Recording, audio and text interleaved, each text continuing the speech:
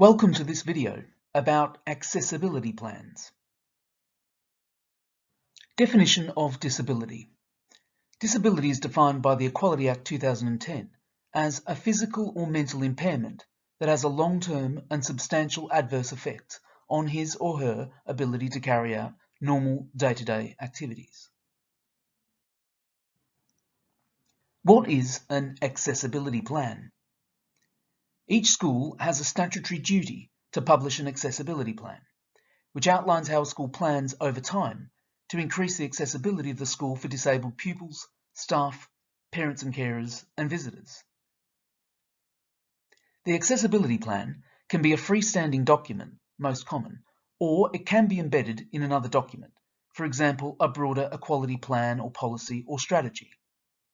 It should be updated at least once every 4 years, but ideally more often. The accessibility plan should cover 3 key areas.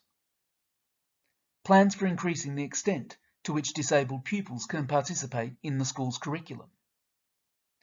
Plans for improving the physical environment of the school.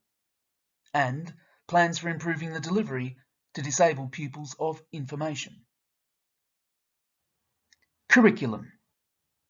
This part of the accessibility plan should provide plans for increasing the extent to which disabled pupils can participate in the school's curriculum.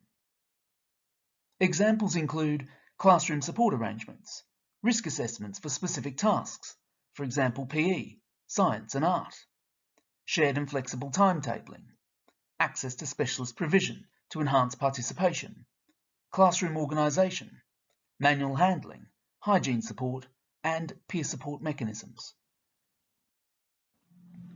Physical environment. This part of the accessibility plan should provide plans for improving the physical environment of the school for the purpose of increasing the extent to which disabled pupils are able to take advantage of education and benefits, facilities or services provided or offered by the school. Examples include changes to improve access to indoor areas, for example doors, stairs, toilet, changing facilities, and consideration of the impact of signs, colour schemes, lighting, heating, etc. Changes of the school building, for example provision of disabled parking, etc. Management and organisation issues such as maintenance of lights, fire alarms appropriate to those with hearing impairments, etc. Increased access to and maintenance of auxiliary aids, improvement to the acoustic environment. This might include installation of sound fields and hearing loop systems, and improvements of storage implications for wheelchairs and other mobility devices. Information. This part of the accessibility plan should provide plans for improving the delivery to disabled pupils of information which is readily accessible to pupils who are not disabled. Examples include handouts, timetables, textbooks, and information about the school and school events that is available in printed form as well as online. The information should be made available in various preferred formats within a reasonable time frame. Important content. Your plan might include some contextual information about your school, a definition and explanation of disability, information about any audits undertaken during the year, training that staff receive, co-production activities with stakeholders, stakeholders' roles and responsibility, for example, governors, staff, pupils and parents, and links with related policies and statements, including the school's public sector equality duty. It is important to ensure that the accessibility plan provides adequate coverage and evidence of the school fulfilling its duties with regard to reasonable adjustments.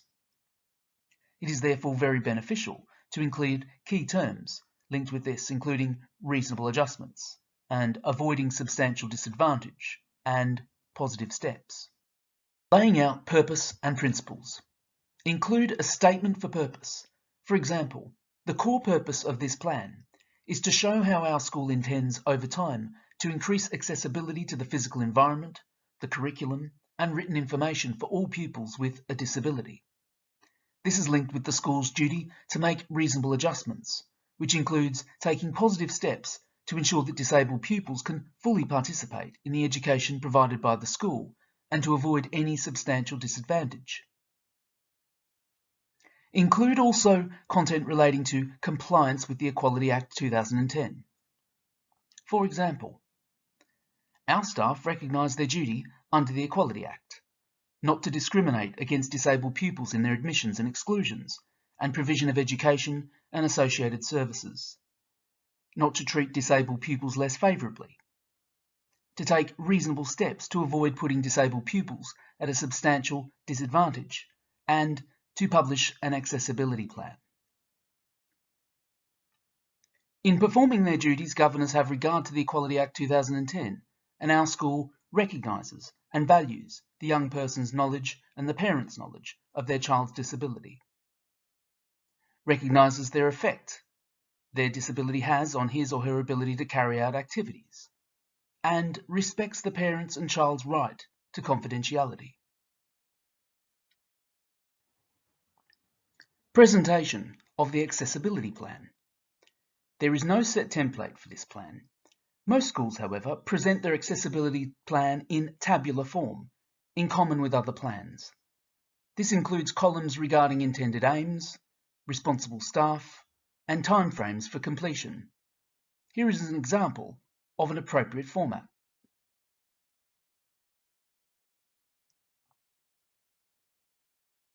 Evaluating the impact of the accessibility plan.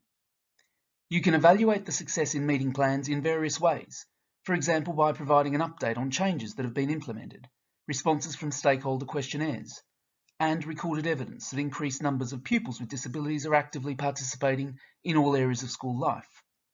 For example, high numbers of disabled pupils participating in extracurricular activities, increased levels of achievement, etc. This is the end of this video. You can view more videos on this channel in the Bite Size series, including other bite-sized Senko videos.